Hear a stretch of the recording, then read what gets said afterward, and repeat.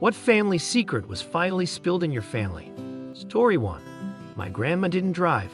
I thought she couldn't, but it was just never discussed.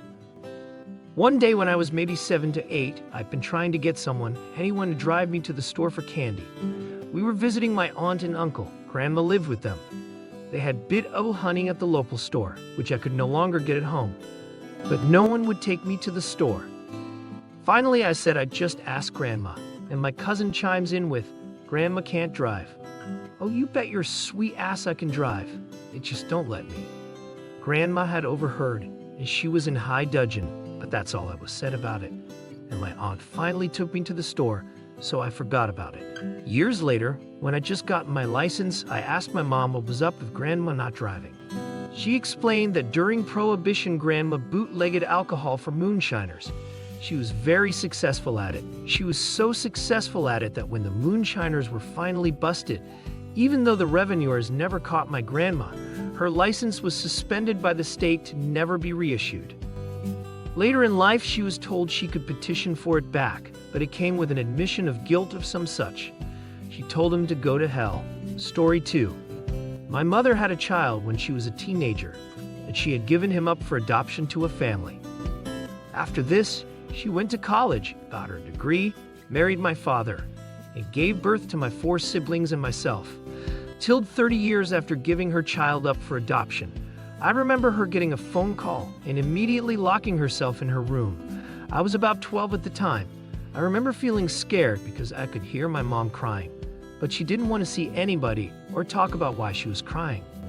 On an evening later that week, my parents sat each of us kids down and told us about my mom's past and explained that my half-brother had reached out to my mom wanting to meet her and get to know her. My dad had known ever since he and mom were dating in college, and I believe my oldest sister had been told previous to this point. But the rest of my siblings and myself and all of the in-laws on my dad's side, my grandma, aunts, and uncles, etc., didn't know about this part of her past. We are fairly religious/conservatives, so it was really shocking at first. My mom then flew out to the state where my half-brother lived with her sisters and met him. Both my mom and my half-brother were both very nervous about the whole thing, but by the end of their trip meeting each other, they got to rebuild a relationship. After a bit of time, we, my siblings and I, got to meet him too. Fast forwarding to now, he's since moved to our same state, and we see him much more frequently. He's in all of our family pictures.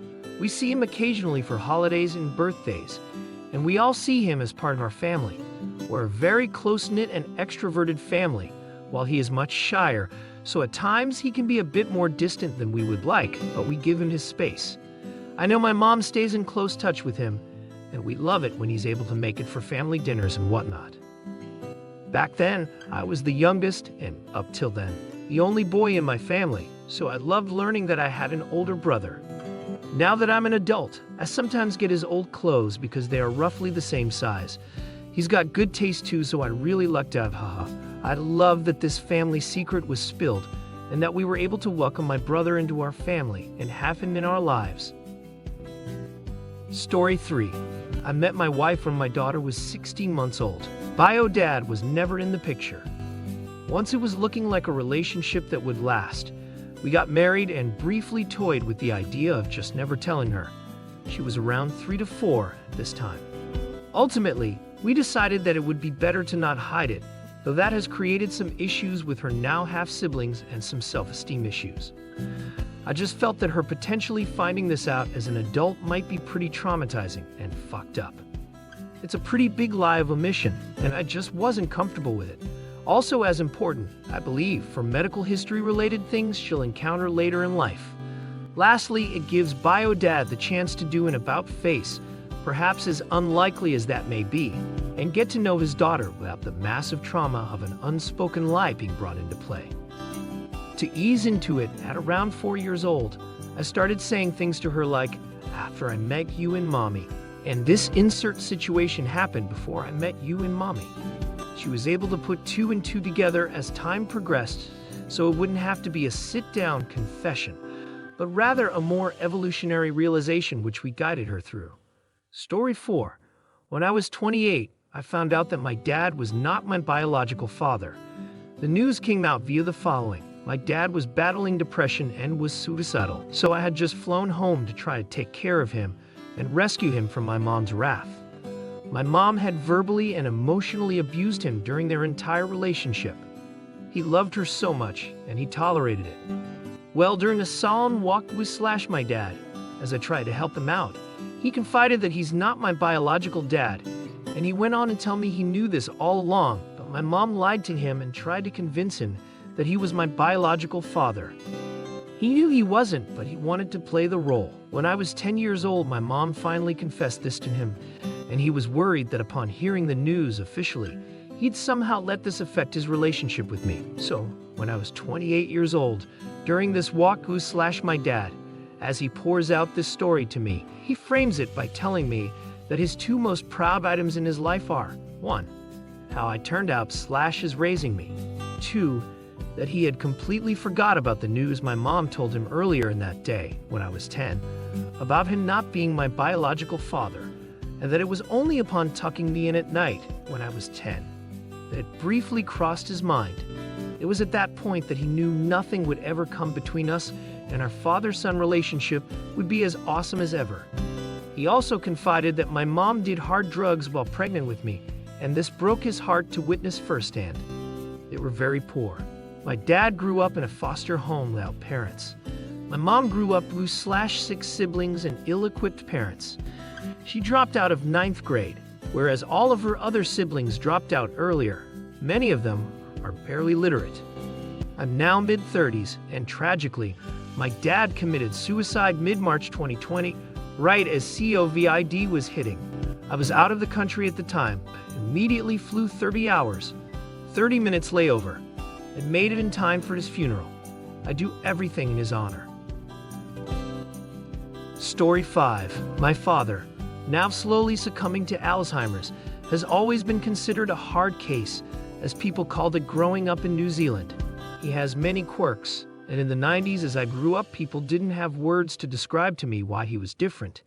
It was known that he had epilepsy, a fairly short temper, and an incredibly literal take on things. He is, in short, a hard man to know at times. It was only in the last decade have we begun to unravel this story.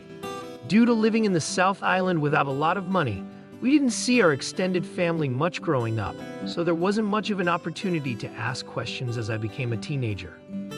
Originally, it was claimed that Dad had been out in the sun too long as a child and had serious sunstroke that triggered a change in him. Before that time, he's been a fairly normal child. But over the years, another story came out. Dad had dived into a swimming pool and hit his head hard, causing a change. But finally, about a decade ago, after my step-grandmother passed, the truth floated to the surface. My grandfather was a man deeply affected by World War II. He had served in the infantry in Egypt, and the experience changed him. My memories of him are of a jolly man with a temper when he was pushed, growing grumpier each time I saw him. Anyway, he had returned from the war an angry man, working as a laborer, as best I can tell, marrying my grandmother, who passed away when my dad was 12. When my dad was a teenager, after years of tough upbringing, did something that made my grandfather snap. Dad has always been a smartass and knows how to needle people. In response, my grandfather beat the shit out of him. Blood was coming out of his ears. And that was how he changed. Recently, we've established he's unlikely to be on the spectrum, but his behavior is consistent with a traumatic brain injury. His whole life has been affected by the actions of his father. For my part, I've resolved to not repeat my father and grandfather's patterns of anger for my children, and now I reflect on how the legacy of World War II affected my father through his father. That ends with me. Story 6. Grandma was a lesbian. Older family members spilled the beans about the real reason for her sudden divorce in a conversation the night my mom died, but I'd had suspicions before that. She shared a bedroom with the same woman from the time she divorced till the day she died. I'd also been told her ex-husband was a huge liar, had never served in any military ever other than as a volunteer bus driver for the VA in the 90s. Found a bunch of telegrams clearing out stuff after Dad died. They were from various European locations via the U.S. Army to my grandma, talking about missing her and when he'd be back stateside. Was also told great-grandfather, same side, was a giant of a man and towered over the rest of the family. His immigration papers, found around the same time as the telegrams and dated at least a decade later than we'd always thought he came to the U.S., put him squarely at 5'7". His wife was a 6'tall woman, according to various hospital paperwork we found. Both were sadly long gone before I came along. Mom wrote a suicide note sometime in the mid-'80s. I found it about a month after the previous ones. I'm the only one that knows about this one in the family. Honestly, see no reason and have no desire to tell any of the rest. She obviously changed her mind, and showing / reading it to literally anyone else mentioned would bring harm to them and no peace to me. And one I knew about most of my life that no one else still living did. My mom was pregnant 9 times. She only had 2 kids, but had they all lived / been carried to term, we would have been number 2 and number 10 of them all. Hobbs one was apparently twins. And the first would have had a different father because she was married for a year in the late 60s before she met my dad. Story 7. Oh well, my grandma killed around 6 to 7 soldiers and/or policemen, paying other people. This was because a policeman killed one of her children, and when she asked for help to the military, but they told her for fuck off. The police force in my country is useless and corrupted. So she went to the next country and employed murderers to kill all these people, and they got them. Some people said with guns, others with witchcraft. My grandfather had so many children that I accidentally met a distant cousin in a workplace. My grandmother was up with this as long as everything in Grandpa's job was for her. Lands, houses, animals, etc. Just to be clear, my grandma is the sweetest person in the world, so this was a surprise. Also in the same family, another family member that I never met.